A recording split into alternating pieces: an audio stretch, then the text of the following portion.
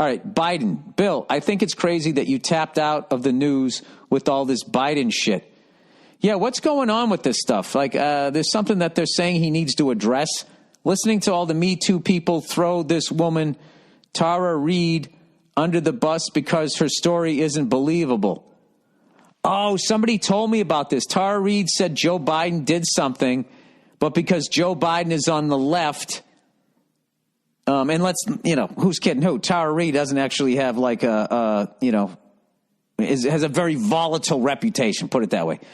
They are not listening to her. Yeah, that is fucked up. They believed in women who accused, I don't know what that, I think that's the judge guy, because they didn't want a Republican on the Supreme Court. I don't think that's 100% of women, but I think that's 100% of the ones that are listened to. I think that there's definitely a double standard when it comes to that. Tara Reid's mom called in Larry King in the early 90s trying to get traction because authorities refused to take action when reported 30 years ago. It's so transparent, but for some reason people are playing dumb so hard. What do you mean people are playing dumb so hard? There's people that still think Donald Trump should be reelected. And he said to shoot fucking Drano basically into your body. This is what people do. Politics is just like sports. Your team cheats, but my team doesn't. That's pass interference, and then when we do it, that's a good no call. People do that with Me Too, and they do it with politics, unfortunately. Selfishly, I like that they're doing it because it exposes the fact that when it really comes down to it, they're into their own whatever the fuck it is they want. This is the most serious podcast I've ever had, and I don't like it. I don't like talking about this shit. Anyways, it's so transparent, but for some reason people are playing dumb so hard. Progressives went after Joe Rogan for dumb shit harder than a presidential candidate who's the face of everything they've hated. Yeah, that's when Rogan said that he was going to, he supported Bernie Sanders. Biden gropes chicks. All right, well, that's still alleged. It has to be proven. He was a huge part of the crime bill in the 90s that imprisoned hundreds of thousands of black men and classified them as super predators. And he has a consistent record of voting for wars and staying in line with the Democratic establishment. Mind-blowing stuff, Bill. Is any of that, anything that you wrote there, surprising? All right? The fact that Biden has let's just talk about the history of voting for wars and staying in line with the Democratic establishment. That, more than anything, is the reason why Hillary lost and Trump won. All the theories out there. I think this is my own bullshit, and I don't follow this stuff, but I really believe that the 2008 banking crisis and the fact that the bankers didn't go to jail, the government bailed out the banks, and who's kidding who? We now have people who are upside down in the house had to help bail them out after they got fucked over. And none of them went to jail. I think that Hillary came along and was a fucking company person, was going to toe the company line, and that was not what people wanted. And Trump was saying what people wanted to hear. I'm going to drain the swamp, and I'm going to do this, and I'm going to do that, and all of this shit. And that's what they were looking for, and they should have put Bernie Sanders. It was like a prize fight.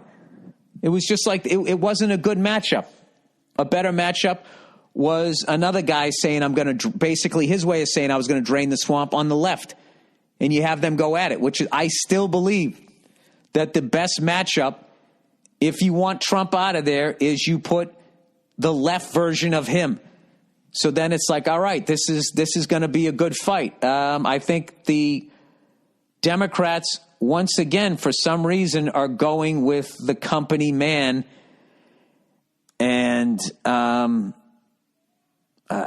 think I definitely think that is a fucking error. But and this is why I usually end up voting. I should say always. I mean, since way back. When was the last time I voted for an actual Democrat or Republican for president? I think in 96, I actually voted for Bill Clinton. And if I could go back, I wouldn't have. because he was the guy that signed the last thing for deregulating banks, as far as I know, that opened up what the fuck ended up coming to fruition in 2008, which, of course, George W. got blamed for because it happened while he was president, which wasn't fair. And that was basically that thing that somehow made people not qualified for houses qualified. And then you went from 5 people bidding on a house to 10 people. And then they artificially inflated the house because the market, it's basically a supply and demand. And when you make way more people eligible for these loans, the demand goes through the roof. So then the price of the house goes up high. And then eventually those people who can't afford the house, it was like they just used them as warm bodies in these houses. And then something like these loans that they gave them they could afford the house for like a year, and then all of a sudden they couldn't, because then the payment jumped up. And then they had to sell, and they kicked it back out in a plane. Eventually, they ran out of saps. I mean, I know this is very remedial of what went down. They ran out of saps, and the whole fucking thing came crashing down. And then people who were qualified ended up in a house that they paid way more than what the fuck it was worth. And I even got caught up in that shit. On my house, when I went to go fix the fucking roof on my house, when I had water damage because they fucked up the fucking job and I didn't want to deal with it. I had insurance and I'm not going to go to court with this guy. Fuck it, right? When the check came to me, my insurance that I pay for, all the money I fucking pay for, when the check came, it was made out to me and the bank that owned my mortgage. And I had to sign it over to them so they could make sure that money was going to be used to fix the roof. Because what happened was they fucked so many people over and their house wasn't worth what they owed on it. When they actually had an insurance claim, they didn't fix it. They just kept the money so they would have some money. And then when eventually they had to sell the fucking house, the bank would get the house back, and then they had to fix the roof. And then they were upset about that, even though they created that situation. So I was so fucking mad when I called the bank. I was like, hey, I pay my bills. You want to look at my fucking credit report? I'm responsible with my money. You aren't. And there was nothing I could do. And I had to send it over to them. And with each portion of the job, I had to wait for one of those fucking banker cunts to come over and inspect the job to make sure that it was done, coming over like a fucking parent. So I think that's what ended up making that happen. And as far as this guy's money rant, I 100% agree with, if you're maxing out your credit cards and you're living week to week, you are setting yourself up. Okay? And you are a victim of your own foolish ways with money. And I'll forgive a younger person. But after you've learned the lesson to just continually be living week to week, once you're making a certain amount of money, you and your wife, there's no reason to be living like that. You bought too much house. You bought too much car. You bought too many fucking Apple shit. And this woman is 100% right about that. However, if you're below the poverty line, if you're dealing with racism, sexism, and homophobia and all that shit, like that becomes a different variable that you definitely have to look at. So I don't know. That's the way it is. Jesus Christ. I feel like I'm fucking hosting fucking Meet the Press right now. I'm an hour and 20 minutes in. That's how fucking Guys, I don't want to talk about these giant fucking issues, all right? I have empathy for all you guys, including the fucking painters. I'm not trying to get into this shit. I'm supposed to make you forget about your problems, not sit here and talk about them. So, anyway, and here's the thing, too. Just if you're making $1 zillion, you can still be that fucking idiot who then, if you're making $10 million a year, you can then be that idiot who lives a lifestyle that requires you to make $10 million. Like, I learned that in this fucking business. I watched them get, like, back in the day when it was, the brass ring was getting a fucking sitcom. I would watch these guys and women get these sitcoms, and in their first year, they'd buy the big house. They'd get the fucking fancy car and all of that shit. And then they weren't getting ratings and blah, blah, blah, blah, blah. And they do a half a season, or maybe they do like a season or two or whatever. They'd stop doing stand-up.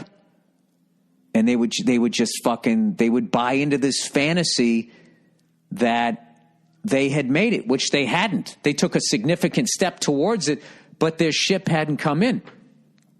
And I would watch them. The show would go off the air, and then you'd hear that they had to move out of their house, and they'd always keep the car because the car was what everybody saw. No one really saw the house, and then you'd see them try to hang on to the car, and then the car would be gone, and then they'd be up at the bar, and then they would be like super fucking depressed because mentally they allowed themselves to go to this place that they weren't at yet. They took the fucking ride, and it was terrifying. And when I first got into this business, I would open with guys. I'm not going to name names, but I opened for people that I remember had sitcoms before I fucking started in the business. And then like 3 years in, when I was in Boston, they'd come to town, they'd be back doing stand-up, and they were fucking broke. I was like Hannibal Lecter. I was looking at their shoes. Remember this one guy came in, everybody used to wear the white Reeboks, those aerobic ones. And I saw like the creases in it with the dirt in it. And I saw how he tried to scrub them clean. I'm like, this guy is fucking broke. Or this woman is fucking broke. And it scared the fucking shit out of me. And I remember I talked to a showrunner and with Patrice O'Neill. And we asked him and said, hey, when should you buy the car? And this was like doing math, showbiz math 20 years ago, and everything has fucking changed since then. And he said, I would wait till after season 3 and you get the season 4 pickup. And this was a super conservative guy who was a showrunner on 3 different shows and did not dress like it. And had a modest car and all of that shit. And I just gravitated towards people like, that's the guy, that's the guy, that's the guy. And if I learned anything like that, you always buy a car way underneath where you're at. You buy a house underneath where you're at. And that's the way to go about it. And you save up your fucking money because God forbid something fucking happens. You're fucked. Right? And that's why I drove a fucking Prius for 10 goddamn years getting gay bashed around Hollywood. And I fucking love that car. Every time I filled up the tank and it was like $28, $30, I fucking loved it. All right. So there you go. So there's some fucking advice. And I am not big leaguing anybody on this podcast. I'm just fucking joking around. So this I think just because it was a pandemic, people had less of a sense of humor. I apologize. It was probably the wrong time to pick on a fucking vocation. I'm just fucking around here, people. All right. I am a fucking idiot who accidentally got into the business that I was in, and somehow it all worked out for me. I don't know shit. All right. There you go. All right, if you still have a fucking problem with me, then that's your issue, not mine.